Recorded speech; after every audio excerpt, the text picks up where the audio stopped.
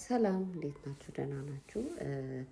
ብዙ ጊዜ እህቶቻችን በአረብ ሀገር ውስጥ በሚገኙ ሰዓት የሚሳሳቱት ነገር ልንገራችሁ። አንደኛ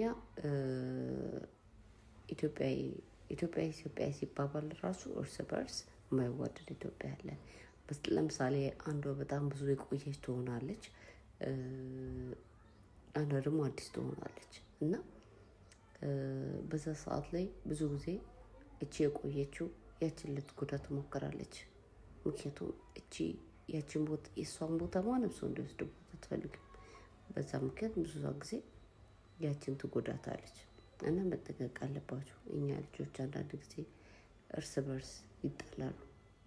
ይሄ ታውቃሉ እና ቁጥር እንኳን ልደውልላት እንኳን ፈቃደኛ ማትሆናለች ቤተሰብ ጋር።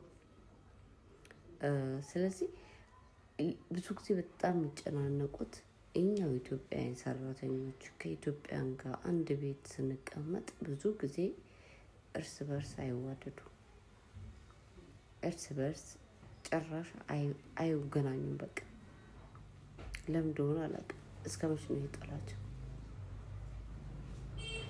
ግን ፊሊፒኖችን ብታዩ ፊሊፒኖች አብረው ነው የሚሰሩት፣ አብረው እንደፈለክ ነገር።